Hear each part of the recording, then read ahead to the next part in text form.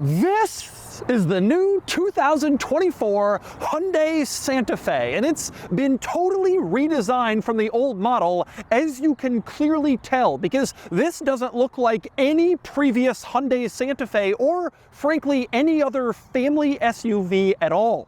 Today, I'm going to review the new Hyundai Santa Fe to give you a closer look, and I'll show you all of its quirks and features. Today's video is sponsored by Cars and Bids, which is my online car auction website for modern enthusiast cars. So far, Cars and Bids has sold almost $500 million worth of cars, all sorts of special, interesting stuff like this, and this, and this, and this. So, if you're looking to buy or sell a cool enthusiast car, do it at carsandbids.com. All right, time for the quirks and features of the new Hyundai Santa Fe. And there are many, many quirks and features inside and out, but I'll start on the outside with the most obvious, the way this looks, which is totally different from the outgoing Santa Fe, which you can see here. That was a normal kind of bland, regular, everyday crossover. This thing is boxy and expressive and totally distinctive and different. They made a crazy change in terms of the way this looks. It's also about 2 inches longer than the outgoing Santa Fe, and it offers third row seating, which the outgoing Santa Fe did not. But the real story here is definitely the styling, which is just crazy for a Hyundai Santa Fe. They've always been conservative, kind of boring, just regular traffic you see around. That's no longer true. And Hyundai says they made it look this way to try to appeal to adventure seekers, people who want to go off the pavement, go camping. They want something more brawny and boxy and capable, and this certainly gives that appearance. But there are a lot more interesting quirks and features on the outside of the new Santa Fe than just the way it looks that you might not notice at first glance. Let's start with the hidden H's. H for Hyundai is hidden all throughout the exterior of this car. Starting in the headlights, you can see with the running light on, it actually makes an H pattern. And when you turn on the turn signal, that part starts blinking a blinking H up front. The most obvious and large H is also up front. The front bumper design is one big H, as you can see. If you kind of take a step back and look at it, that's a big front bumper H. And it continues around to the back where the taillight assembly is an H on each side. You turn on the taillights, they light up as an H. That's also the turn signals that light up as an H, and the brake lights, when you put them on, it's all an H for Hyundai, and it's a subtle insertion into the look of the car that you might not notice until you notice. Now, speaking of the brake lights, tail lights, and back, a couple of interesting things here. For one, the brake light design wraps around basically the entire rear end of the car and onto the rear fenders on the side. As you can see, this giant wraparound brake light. Obviously, it's different pieces, but that's the overall look. The funny thing is, when you turn on the headlights and the tail lights light up, only this little strip actually lights up on the side of the car, and this large tail light assembly panel, that's all you get that's actually functional. Also interesting about the taillights, because they're mounted on the tailgate, those H's, when the tailgate goes up, the taillights have to switch to a second set of taillights on the bumper, and you can see that they do. The turn signal switches, the brake light switch, whatever you have on, then goes down to the bumper and lights up there. When the tailgate goes back down, then those taillights resume their operation on the tailgate where they belong until it goes back up again. And then there's this rather odd plastic panel on the C-pillar on the side of the new Santa Fe. What exactly is that? Well, you open up the door and you can see in the door jamb there's a little switch that you can turn from lock to unlock. If you unlock it, then this plastic panel can be pushed in. And the reason for that is it gives you a handhold so you can climb up onto the roof of the car. Now, why would you do that? Well, anytime you see an SUV that's styled with a completely flat roof, it generally means they're thinking about roof tents. And indeed, the Santa Fe was designed for that purpose. It comes with these heavy heavy-duty roof rails, and it was designed to be able to hold the weight of a roof tent plus an occupant. So if you want to camp on top of your Santa Fe, you can easily climb up by putting your hand in this handhold and getting up to the roof, and that's why it's there. And speaking of this area in the Santa Fe, one rather interesting thing you'll notice looking at the side, the window line makes a jog out. It's sort of in the normal position, and then right here in the middle of the rear door, it jogs out to be almost even with the body of the car and finishes the rest of the way. Interestingly, you don't really notice that on the inside. You can see they're at slightly different positions, but on the outside, it's especially notable and kind of continues this larger looking rear end all the way to the back, which is a distinctive and actually kind of a cool look for the new Santa Fe. And next we move inside the new Santa Fe, where the interior is less clever and distinctive and unusual than the exterior, but there are still some very interesting and strange quirks and features in here, and we'll start with the phone sanitizer. Yes, that's right. This tray here on the passenger side in the dashboard is a UVC phone sanitizer or tablet sanitizer, whatever. You put your device on this tray and then you press this button UVC, and then the UVC system will theoretically kill all of the microorganisms that are living on your phone while it's sitting in that tray and the sanitizer is on. I'm not sure if this is a gimmick or something that will appear in all new cars soon, but it's certainly interesting to see it here. Next, to the left of the steering wheel, you have this little button, as you can see, next to the gauge cluster, except it isn't a button, it's a fingerprint scanner. If you set up your fingerprint with the car's Blue Link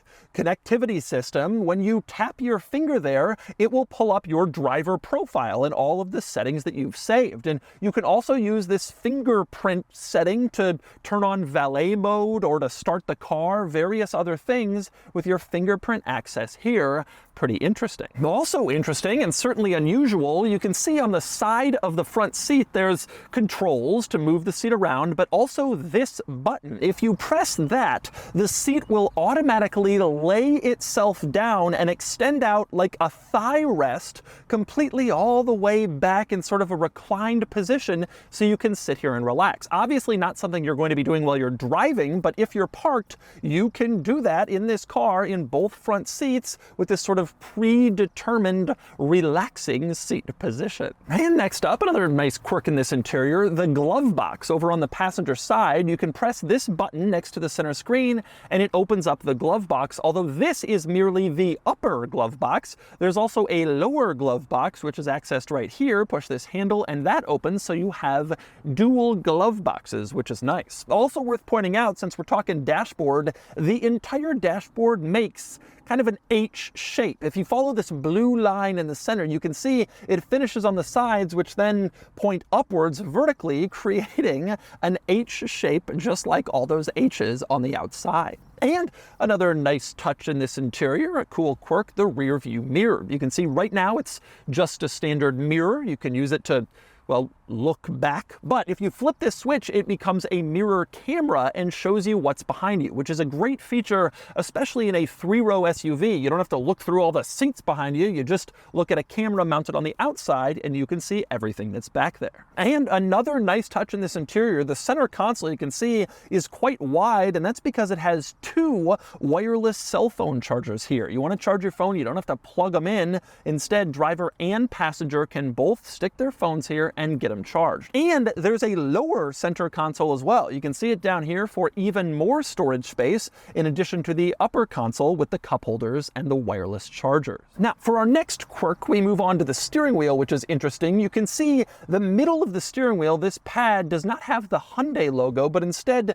4 dots, which apparently is Morse code for the letter H, another hidden H in this interior. Even less conventional than that is the gear selector, which is down here. It sticks off the steering column and it's kind of odd. You don't move the whole thing to go into gear. Instead, you just twist the edge. Up for D, drive, down for R, reverse, and then park is a button at the end that you just push, and neutral's in the middle. It's kind of a strange gear selector, although you'll find it in a lot of new Hyundai models. And next we move on to the screens in this car. We'll start with with the gauge cluster screen, which is fine, although I'm still critical of the configurability of this screen. I've mentioned this in other Hyundai reviews. Only the center panel changes what it shows. You can only really see different pieces of information in this center panel, which you can change using a dial on the steering wheel. The two dials on the right side of the gauge cluster are basically fixed, and you can't really make them show much. So the result is the gauge cluster doesn't display that much information. You can't have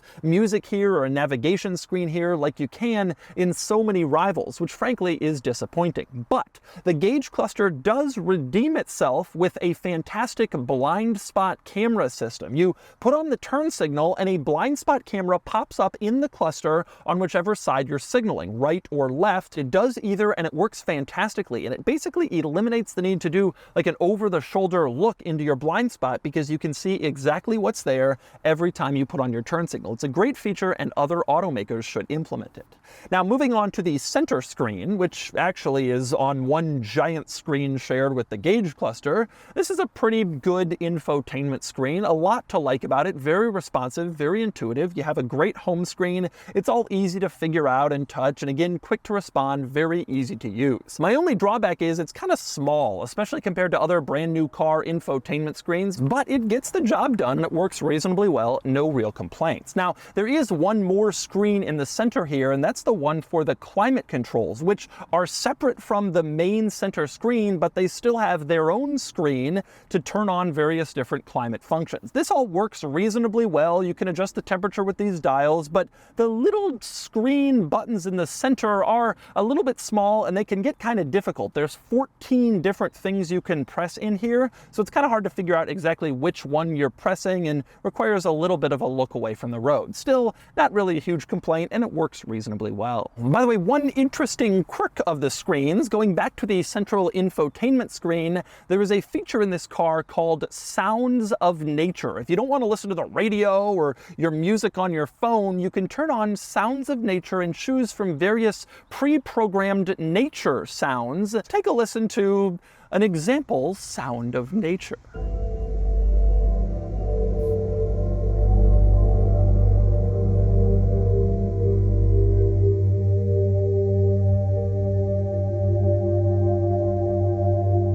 And next up, we move on to the back seat of the new Santa Fe, the second row, which has some interesting quirks of its own. For one thing, you can see a captain's chairs layout here, so two individual rear seats back here, which is becoming more popular, especially on higher-end trims of three-row SUVs like this one. Now, the second row captain's chairs are power-operated, believe it or not. You can see the controls here. You can move the backrest and the seat all electronically, which is unusual for back seats. Now, the interesting result of this is that moving the seat out of the way to get into the third row is also power operated. So you start by pushing this button, and then the seat automatically slides forward pretty quickly. Then you push this button on the side, on the backrest, and it sort of whirs forward, although it takes its time and it's kind of a slow process. The benefit is you don't have to do anything. There's no pulling on a latch or a lever or moving a seat. It's all automatic. The drawback is it's a little slower than most second row seats moving out of the way. But next you get into the second row and you discover some rather clever storage solutions back here. Let's start with the center. In the back of the front center console, you have this little latch you can open up and reveals a storage tray, almost a drawer that pulls out where rear seat passengers can stick storage items. Now, the really clever thing back here is that rear seat passengers have access to the front center console storage. By pressing this button here, it opens up. It's hinged in the front and in the back so that whoever wants to access it can do that, which is a really cool idea. You also have your cup holders in the second row integrated into the door panel, which makes some sense. It keeps this central area clear in between the seats so that people can walk through the middle of the seats in order to get into the third row if they don't want to wait for the seat to whir all the way forward. And so your cup holders are on the door panels. You also have heated seats back here, which is a nice luxury touch, and USB-C ports in the back of both front seats, which is also nice to have. And you even have roll-up window shades back here, which of course helps for infants who have light sensitivity or people who don't want to see the sun. Now, as for the third row, some interesting things back here, some nice features. It has a USB-C port, as you can see, and that's on both sides, driver and passenger, in the third row. You also have a household-style power port back here, so third row passengers can plug in their toaster, which is a pretty impressive thing. You even have third row climate vents and a little bit of climate control back there to enhance your third row experience. And there are also cup holders back there, again, on both sides, so third row passengers have a spot where they can put their drinks. Now, the drawback of this third row is it's kinda tight. Compared to the Hyundai Palisade, which is Hyundai's other three-row SUV, the next size class up, the Palisade is 7 inches longer overall, and you certainly feel it in the third row. This one seems more like somewhere you would put little kids for a short time, whereas the Palisade seems like it could accommodate adults and kids for longer trips. And next up, moving on to the cargo area in the new Santa Fe, you open up the tailgate and you quickly discover that behind the third row seats, there's not really all that much space for basically anything back here. You do have a little space, but it's pretty small. Now, you can lift up the floor, as you can see, and there is more space under the floor, although half of this space is taken up with some tire changing equipment like the jack. You can ditch that stuff, but then, well, you won't have it in the car, which would be nice to have. So you do have some storage back here, even with the third row in place. It's just not huge. The most interesting thing to me about the cargo area situation is a great feature I wish more cars had. The second row seats are power operated. You can lower them or raise them with these buttons on the side of the cargo area. Push and they go down automatically. But the third row seats are manually operated, which I prefer because frankly, it's just quicker. Instead of pushing a button and waiting for it to go down, takes a few seconds, you just pull on this little strap, push the seat down,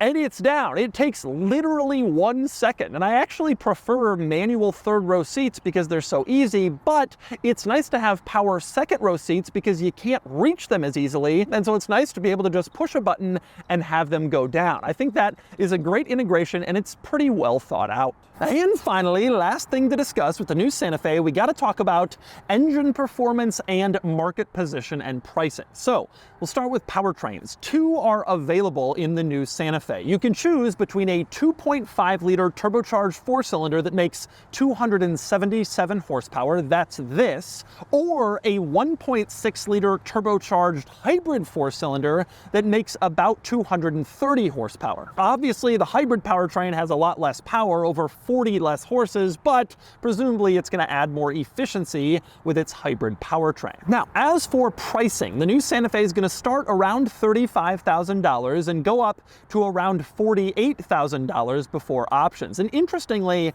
the hybrid model is not a huge additional premium compared to the gas version. Instead, it's only about $500 extra to opt for the hybrid, probably because you're losing some performance even though you're gaining fuel economy. So you can basically choose which of those things you'd rather have for about the same price with the new Santa Fe. Although it is worth pointing out the hybrid is only offered in the higher level trims, not on the lower level versions of the Santa Fe. Now, also worth pointing out, I mentioned the Hyundai Palisade earlier. Again, that's Hyundai's other 3-row SUV, and it's a bit bigger. It's about 7 inches longer than the Santa Fe, but it's more powerful at about 290 horses with a V6, and it's not that much more expensive. Prices for the Palisade start around $38,000 versus $35,000 here, and while the Palisade can go up to about $55,000, which is a lot more than the Santa Fe, that's the ultimate top-end trim level, and of course you can find them pretty easily in the $40,000 to $50,000 range. So this new Santa Fe is kind of encroaching on Palisade territory, and they're certainly going to be compared by a lot of buyers within Hyundai showrooms.